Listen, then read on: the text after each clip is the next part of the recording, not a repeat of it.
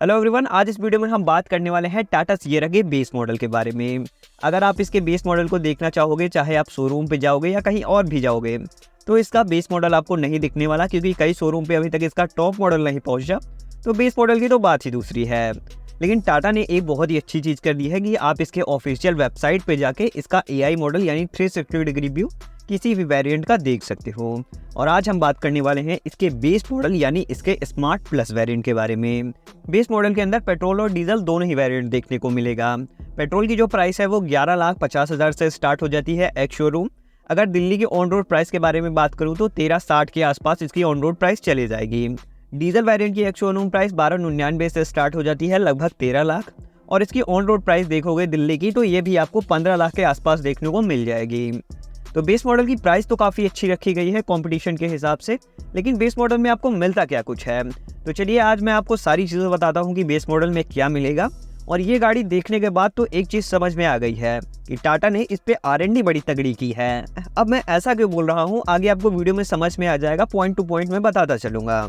लेकिन अगर आप देखोगे इस सेगमेंट में सबसे ज़्यादा कौन सा मॉडल बिकता है, चाहे आप क्रेटा को ले लो, ग्रैंड विटारा को ले लो, सबसे ज़्यादा बेस मॉडल बिकता है। तो टाटा ने अपने बेस मॉडल को इस हिसाब से बनाया है कि इन सारी गाड़ियों में अगर वो कंपटीशन कर रही है तो कंपटीशन में आगे रहे। अब मैं आपको बताऊंगा कि ऐसा टाटा ने क्या किया है। आप वीडियो पूरा देखो, आपको खुद समझ में आ जाएगा, मुझे बताने की ज़रूरत ही नहीं पड़ेगी। तो चलिए वीडियो का स्टार्ट करते हैं और सबसे पहले बात करते हैं इसके एक्सटीरियर डिज़ाइन की। सबसे पहले अगर आप गाड़ी को फ्रंट से देखोगे तो गारंटी है कि आप नहीं बता पाओगे कि ये मिड वेरिएंट है, टॉप मॉडल है कि बेस मॉडल है, क्योंकि गाड़ी में ऐसा काम ही किया गया है। क्योंकि सारी चीज़ें आपको टॉप मॉडल वाली मिलती हैं। LED प्रोजेक्टर हेडलैम्प सेटअप मिल जाएगा, फुल विथ DRS मिल जाएगा, स्किड प्लेट मिल जाएगी सिल्वर कलर के साथ। और क्या चाहिए, सारी चीज़ें टॉप मॉडल जैसी हैं। मतलब बेस मॉडल वाली कोई फील ही नहीं दी गई है।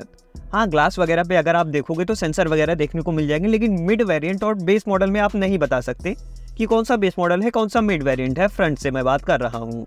फ्रंट से गाड़ी में काम बहुत ही बढ़िया किया गया है। फ्रंट में LED DRLs कौन देता है, वो भी कनेक्टेड। अब मान लो बहुत सारी कंपनी है, किसी ने LED DRLs दे भी दिया बेस मॉडल में, लेकिन फुल विथ LED DRLs भाई वो टाटा ही कर सकती है, और टाटा ने कर भी दिया। चलो अब साइड प्रोफाइल की बात करें तो साइड प्रोफाइल से आप एक ही चीज़ में डिफरेंस है, वो है व्हील। और बेस मॉडल लेने के बाद सबसे पहला काम यही होता है कि स्टील व्हील को हटाओ, एलॉय व्हील लगाओ, तो ये डिफरेंस भी तुरंत खत्म हो जाएगा।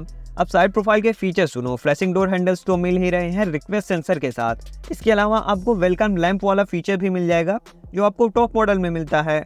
और क्या चाहिए, ORBMs को देखोगे तो पियानो ब्लैक के साथ ORBMs मिल जाएंगे, टर्न इंडिकेटर के साथ। हाँ, इलेक्ट्रॉनिक एडजस्ट कर सकते हो, लेकिन फोल्ड आपको हाथ से ही करना पड़ेगा।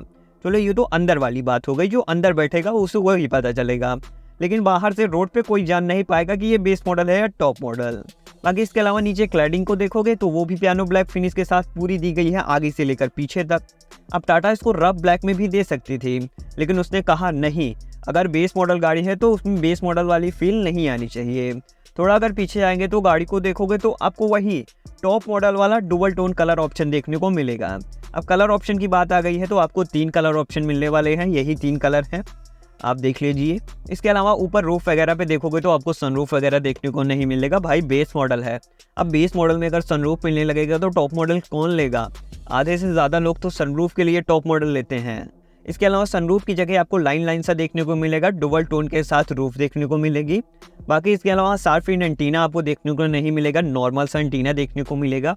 अब जनरली बहुत सारी कंपनीज है जो बेस मॉडल से ही शार्प इन एंटीना दे देती हैं, लेकिन टाटा ने यहाँ पे थोड़ी सी कॉस्ट कटिंग कर दी है बेस मॉडल को लेकर। पहली कॉस्ट कटिंग आपको मैं बता रहा हूँ कि यहाँ पे हुई है। इसके अलावा अगर रियर प्रोफाइल की तरफ चले तो भी आप नहीं बता पाओगे कि टॉप मॉडल है या बेस मॉडल, क्योंकि पियानो ब्लैक कलर का बम्पर मिल जाएगा, सिल्वर कलर की स्किड प्लेट मिल जाएगी, रिफ्लेक्टर्स वगैरह मिल जाएंगे।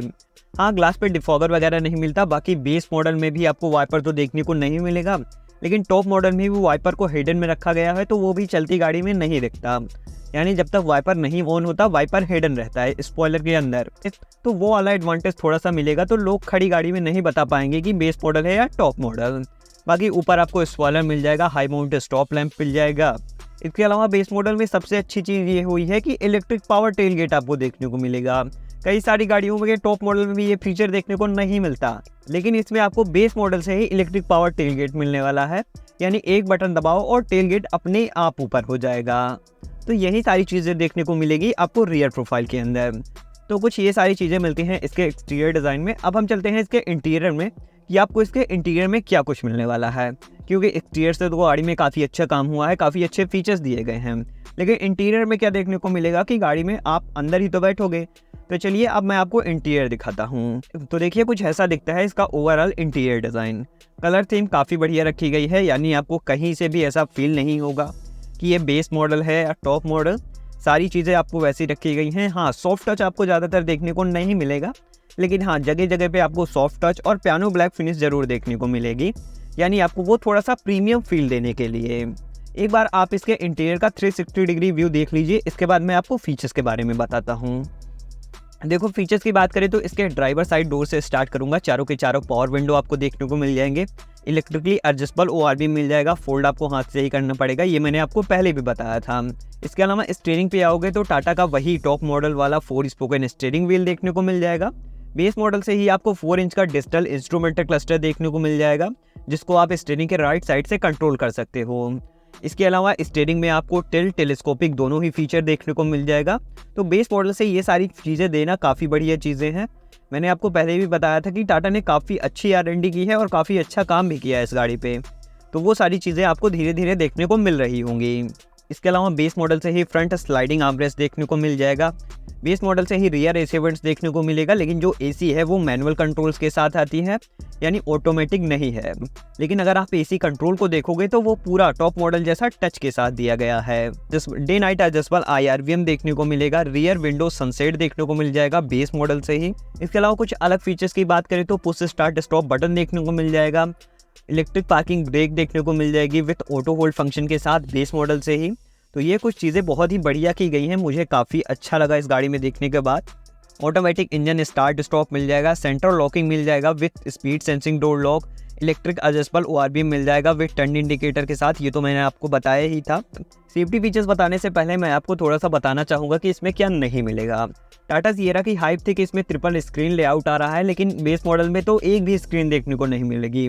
अब आप कहोगे कि इसके पिलर पे या तो आपको ट्विटर के थोड़े से स्लॉट्स देखने को मिले, तो इसमें आपको कोई भी जब इंफोटेनमेंट सिस्टम नहीं दिया गया तो स्पीकर वगैरह भी कुछ नहीं मिलता। हाँ, स्पेस आपको ट्विटर की भी मिल जाती है, स्पीकर की भी मिल जाती है।